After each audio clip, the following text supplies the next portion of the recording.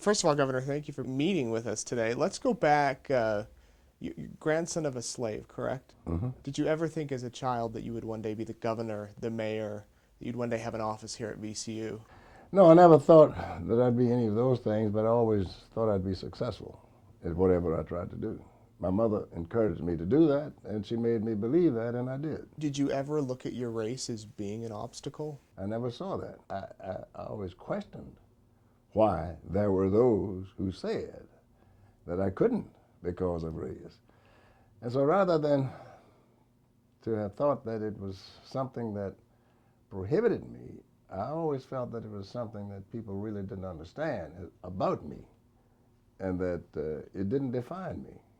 And I never allowed race to define me politically or any other way as I chose to. I read that when you became the first African American governor in the country, that everyone was making a big deal out of it, but to you, you didn't really see it that way, and that you said it wasn't you alone that got you there, it was everyone else. Well, it was an attestation, in my judgment, my being elected African American, America's first African American governor. I didn't do it because I didn't have that number of votes. It took a lot of people, and I was so proud that Virginia led the way, as it has in so many occasions, relative to the Revolutionary War, the aspects of making certain that we could move ahead. I was the first African American senator since Reconstruction here in Virginia, and Virginia was the first state to declare a legislative holiday for Martin Luther King Jr.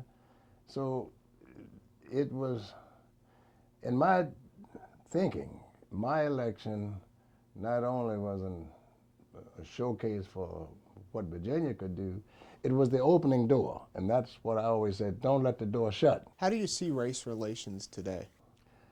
I see that we have not reached this so-called post-racial era that people speak of today, and yet it shouldn't be a hindrance, and it should be something that you strive to ameliorate, to make straight, to make right, to have uplift.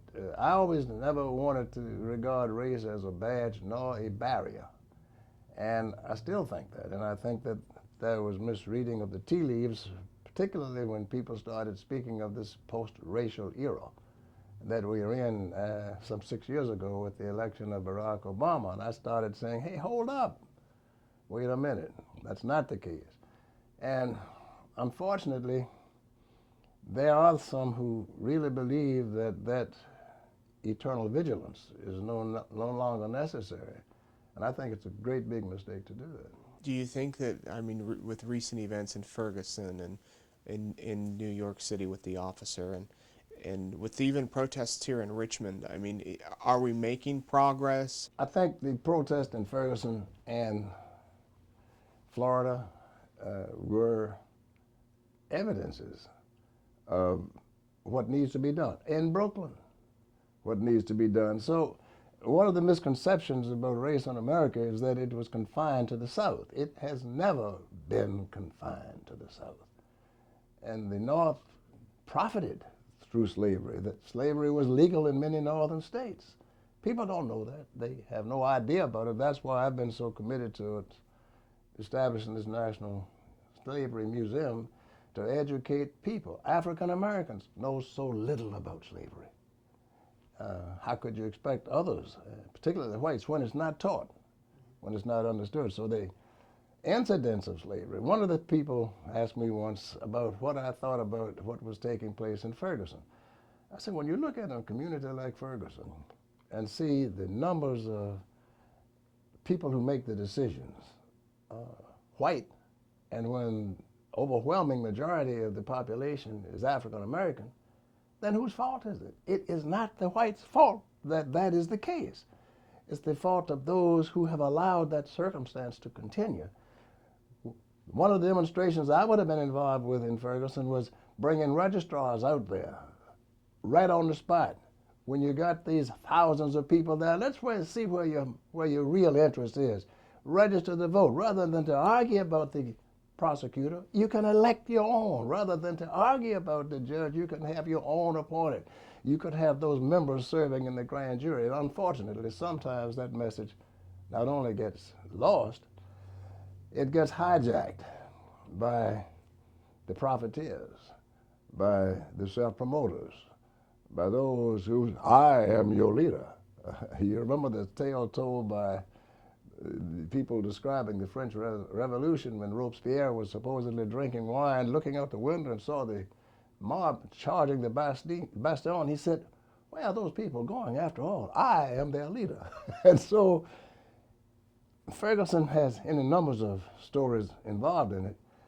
One of them, in addition to what some have viewed as brutality and racial overreaction in terms of the police, there is also the unfortunate aspect of inactivity politically.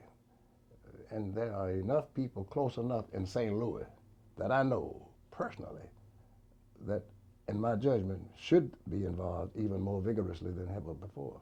You mentioned the Slavery Museum. That's something you've been really committed to. Yes. How's that coming along? It's coming along with a lawsuit being filed this week for the specific performance of the people who want to buy certain aspects of the property for what they want to do. I'm interested very much, as I've said before, inasmuch as Fredericksburg, the land is not going to be used for that purpose. And we weren't able to raise money as we wanted. We were taxed when we shouldn't have been, and we think. We likewise were overtaxed, as we are likewise contesting. And I've been talking about having the U.S. Slavery Museum located right here in Richmond, Virginia, at the former First African Baptist Church, where my father was a deacon and a trustee, where his father, as a slave, was a deacon and a trustee. And it's already on the historic block in terms of state recognition. I've been talking with the people here at VCU to the extent of hoping that once we rid whatever is in there in terms of what VC is using it for, it can be turned over to us, and then the area behind it that we would need for whatever space we would for parking would be available. Could it be retrofitted? Yes. Could the monies that have been put in the budget for that to take place, not the stadium? Yes. And so the state could be involved, along with those of us who are pushing for this museum for the education in Virginia. So I think we're getting off of the slippery slope and climbing a new mountain. What do you think of the stadium proposal? I've never expressed anything heretofore. I see no reason to do so now. That's a good answer. But we'd love to have you make some news. You're a good man. You're doing your job. What would your, I read in the Times-Dispatch that you are particularly concerned when you were governor and mayor, and probably still today, about African-American boys and girls in high school graduating and going on to college. What would your message be for African-American youth, or all youth today? Education could be the key to unlock all doors to the extent that you apply. In the absence of education, you'll have absolutely no chance. Dr. Benjamin May is former president of Morehouse College, foremost African-American theologian and spokesperson, said that education is intrinsic. It has value within itself. If you have nothing else but education, you've got a leg up on the guy who doesn't. And so one of the things that prompted me some 22 years ago to start what was referred to as the 21st century study of African-American males, I was joined by former president of Duke University, former United States Senator, former Governor Terry Sanford of North Carolina. And he and I co-chaired this committee, and it was invaluable. We testified before the committees in Congress. We had support. We were moving ahead. And lo and behold, guess what happened? There were those who started complaining. Why wasn't I asked to serve on that commission? Why is this white man? Why is he doing it? Is he up for re-election? Is that it? And Terry says, Doug, I don't need this. And I'm going to not be the co-chair with you because I just don't need this. I said, well, it's your idea. If you're not going to do it, I'm not going to do it. And guess what? It's dead. Things that we pointed out 22 years ago are still relevant today. And so talk is cheap.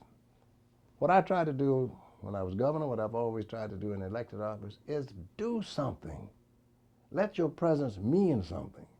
And this is what he and I both were trying to do at that point.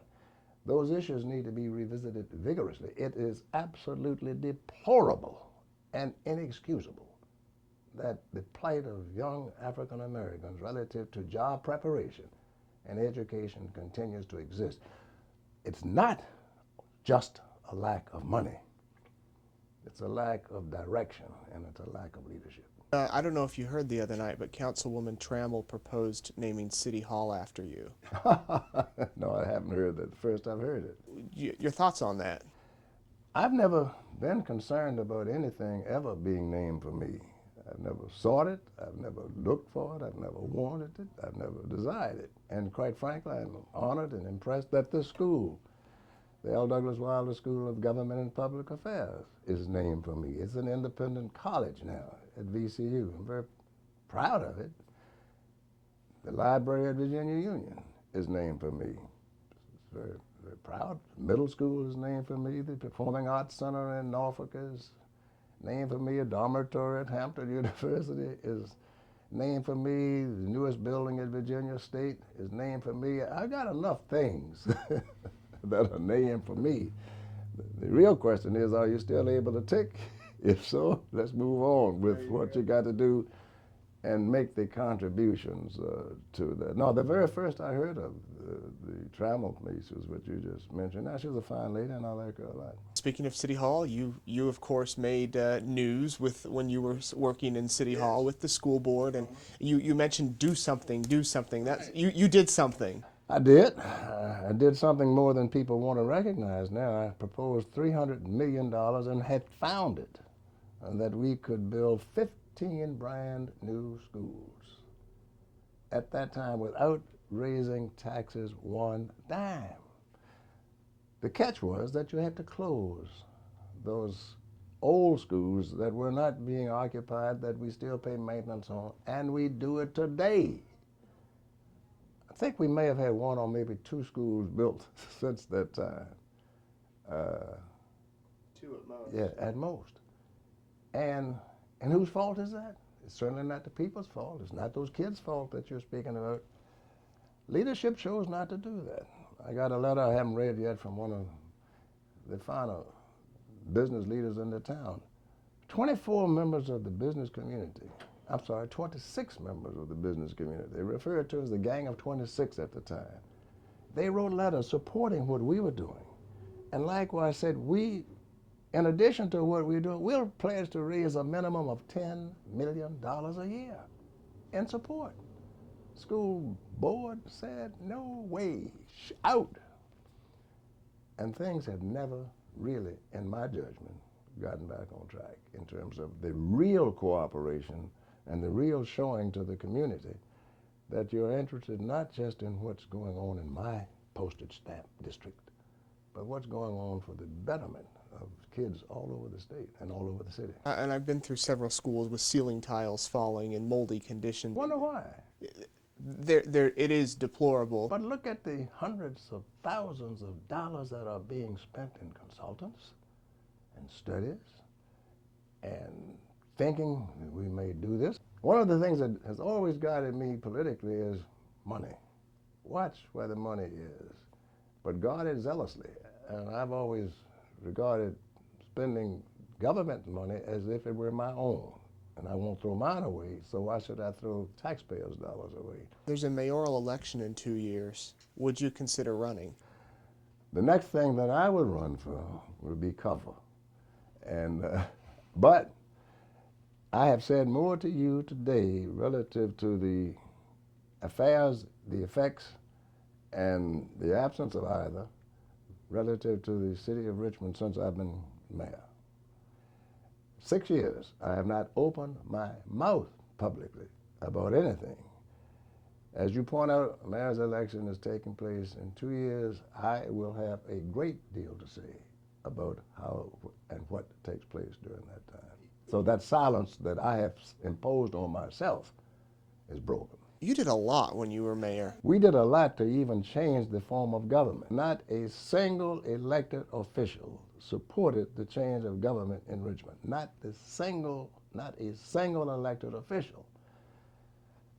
The present occupant of the office vigorously opposed it not only at the referendum level, opposed it vigorously in the legislature. When you look at the fact that the Richmond NAACP opposed it, the Richmond Free Press opposed it, the Black Caucus opposed it, I don't think you could find anyone that supported it, except, guess what, 80% of the people supported it. We had to go out into the street to get the referendum. The city council wouldn't even vote to give the people a chance to vote on it. The council said, hey, wait. And so when you talk about what has changed, we had the support of the people. I would say this to you, and I've said more to you than I've said heretofore. I chose not to run but for one term. I didn't want to really choose to run that one term. People have asked me to do so.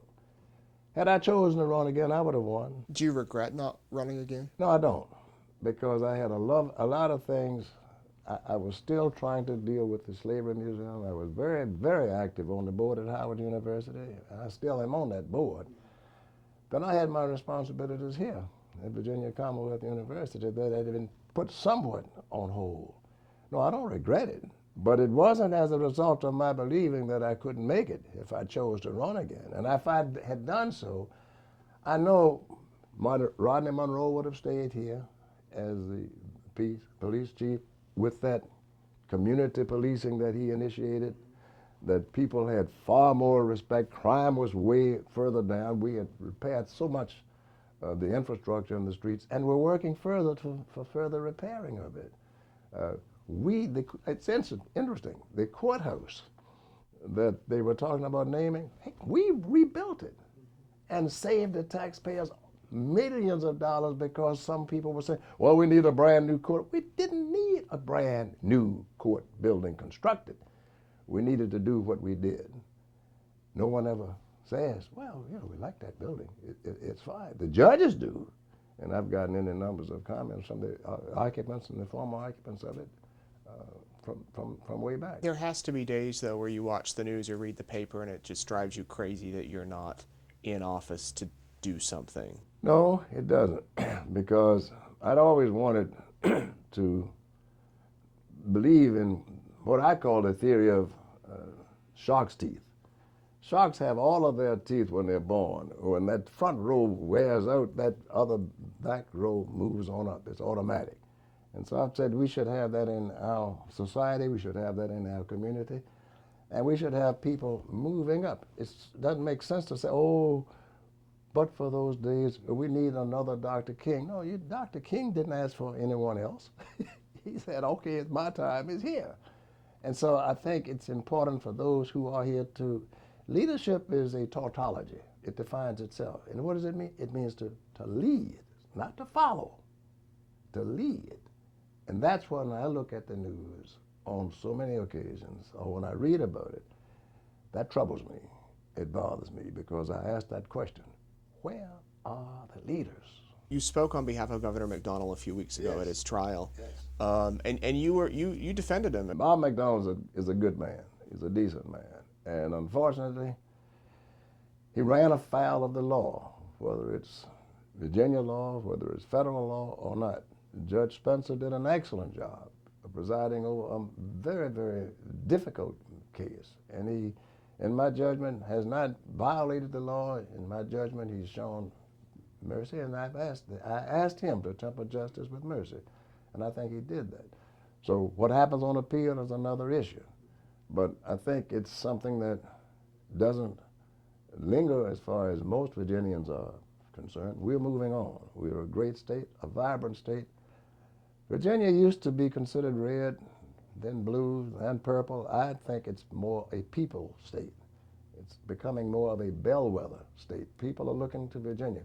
The third highest amount of money spent during the last presidential campaigns was spent in Virginia. We trailed Florida and one other state. I think it may have been either Nevada or one other state. Which means what? People are watching Virginia. If it sells in Virginia, it works. When I was a kid, or a young man even coming up, whatever Maine did, the rest of the country was to follow. And that was, as goes Maine, as goes the country. I think we should adopt a new slogan. As goes Virginia, we'll go the country. So anybody you see that you think would be a great president coming up here in 2016? Well, I'll tell you this. History will determine whether people are great or not. I just hope we get somebody that's good, that's going to be there to get a handle on spending, to get a handle on taxes, to get a handle on our infrastructure, to get a handle on making certain that we do provide opportunities for those of us in this country, because this is the greatest country. This is a country that, in my judgment, is still destined for greater things. But we have got to, as I say, redig the wells that our fathers have dug to make certain that we commit to that purpose. How are you doing personally? You're looking good? I feel great. I stay active, and one of the things that helps a person in older age is being as active as you possibly can. Don't get to that point that you feel that you have to retire, either mind or body. Governor, thank you very much. I think I touched on everything. Anything you want to add? Now, you've touched it all. You're damn good.